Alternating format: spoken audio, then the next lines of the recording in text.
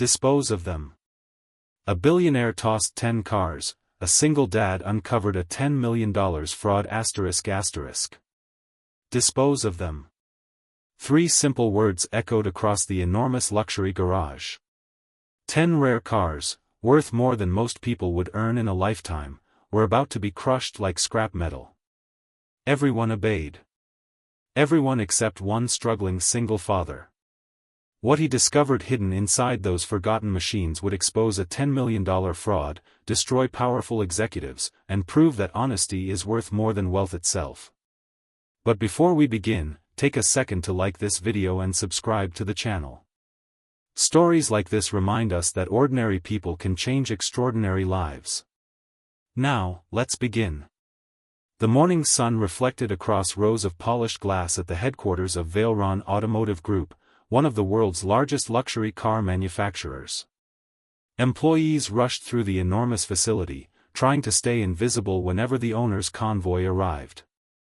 At exactly 8 o'clock, a convoy of black luxury SUVs rolled into the courtyard. The doors opened. Out stepped Evelyn Hart.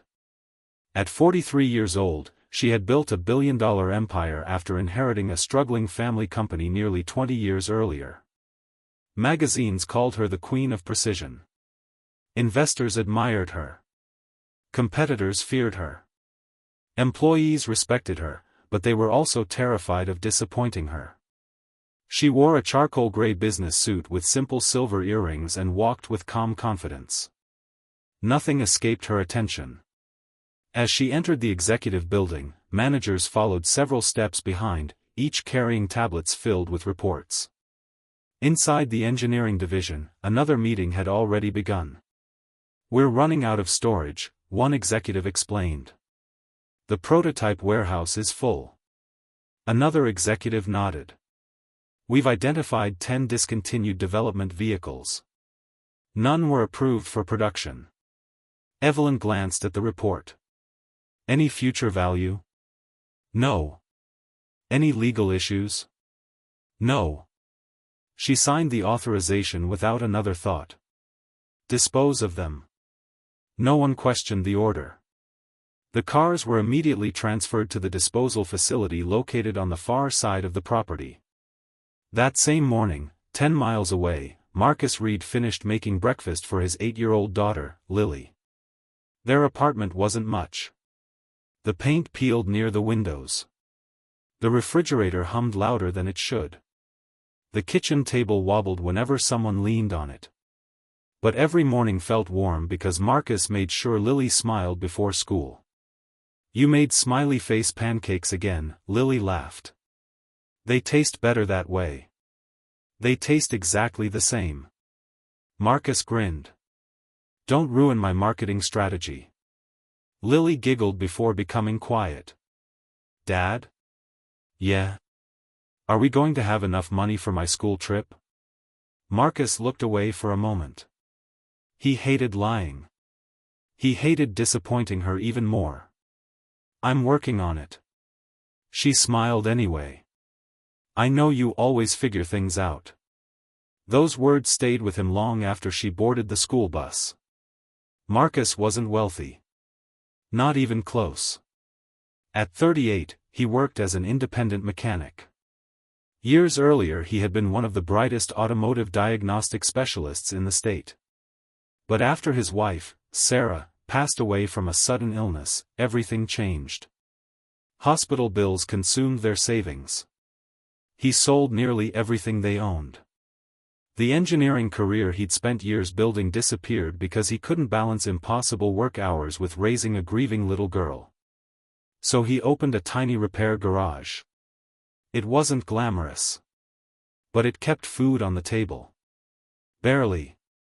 His garage sat beside an aging scrapyard owned by Harold Benson, a 70-year-old widower known for giving honest people honest opportunities. Harold believed in Marcus from the day they met. "You've got hands that understand machines," Harold often said. "You don't repair cars. You listen to them." That afternoon Harold drove into Marcus's garage. "You busy?" Marcus wiped grease from his hands. "Depends. You looking for extra work? Marcus laughed. When am I not? Harold smiled. Valeron Automotive just sold me 10 prototype vehicles for scrap. Marcus raised an eyebrow. Prototype? They're supposed to be destroyed. So why buy them? They pay me to recycle the metal. Marcus nodded slowly. Want me to inspect them first? Exactly. Sometimes these companies forget expensive components. Marcus agreed. The extra money could cover Lily's school trip. He followed Harold's truck to the scrapyard. When the transport trailers arrived, workers unloaded the vehicles one by one. Each car looked extraordinary.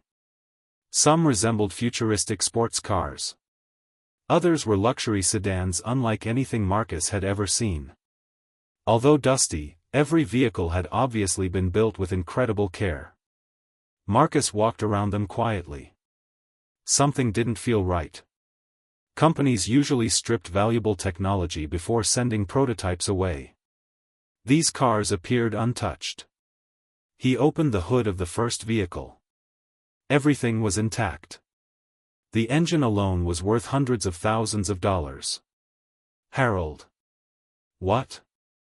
Why would anyone throw these away? Harold shrugged. Corporate decisions. Marcus frowned. No. This doesn't make sense. He continued inspecting each vehicle. The second. The third. The fourth. Every one looked complete. Almost too complete. Then he reached the seventh car. A dark blue executive sedan. Its dashboard carried an unusual warning light. Not mechanical. Electronic. Marcus plugged in his portable diagnostic scanner. The display flashed. Access denied. He frowned. Prototype systems usually accepted engineering scanners. This one behaved differently. He checked the wiring beneath the dashboard. Someone had recently installed an additional encrypted communication module. It wasn't factory equipment. Marcus sat back. What are you hiding? Harold noticed his expression. Problem? Marcus shook his head slowly. I've never seen anything like this. That evening he asked Harold for permission to continue inspecting the cars after hours. Harold trusted him completely. Take all the time you need. Marcus waited until sunset. The scrapyard became silent. Only distant traffic interrupted the quiet. He returned to the blue sedan with fresh tools.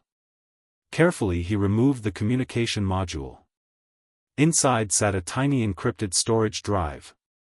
No company logo. No serial number. Just a plain black casing. His instincts screamed. Don't ignore this. He carried it back to his garage. Using an old engineering laptop from his previous career, Marcus connected the drive. Nothing happened. Encrypted. Military-grade encryption. He almost gave up. Then he noticed something. Someone had labeled the drive using microscopic laser etching. Archive 7. Archive? Not prototype software. Archive. His curiosity grew. Hours passed. Finally, an old security program he'd helped develop years ago recognized part of the encryption protocol. The drive unlocked. Marcus expected engineering drawings. Instead, thousands of financial records appeared. Payment transfers. Shell companies. Offshore accounts. Fake supplier invoices. His breathing slowed. What? He clicked another folder. Luxury property purchases. Private jet expenses. Executive bonuses hidden under maintenance contracts. Then another file. Internal emails. Names. Dates. Approval signatures. Every document pointed toward a massive financial operation buried inside Valeron Automotive. Marcus didn't understand all of it. But one number froze him. $10,247,800. Transferred through 6 fake companies over 3 years. He leaned back in disbelief. This isn't accounting. This is theft. His phone buzzed. It was Lily. Dad? You still working? Marcus smiled despite the shock. Yeah, sweetheart. Don't forget tomorrow is parents' breakfast. I'll be there. You promise? I promise. After hanging up, Marcus stared at the screen again. Part of him wanted to erase everything. Forget he had ever seen it.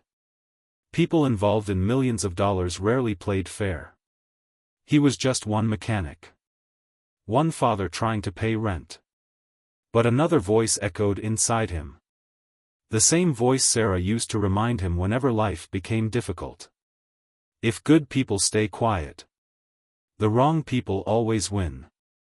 Marcus closed the laptop. Outside, rain began falling softly across the scrapyard. He looked toward the row of abandoned prototype vehicles. 10 cars. 10 forgotten machines. One impossible secret. He had no idea that someone else already knew those files still existed. And at that very moment, across the city, inside a luxury penthouse overlooking the skyline, a nervous executive received a phone call. The voice on the other end asked only one question. Were the cars destroyed? The executive hesitated. They should have been. Silence. Then the caller spoke in a cold, controlled tone. They should have been, isn't good enough. The call ended. The executive stared out the window with growing panic. Because if even one of those cars still existed, everything they had stolen over the past 3 years was about to come crashing down.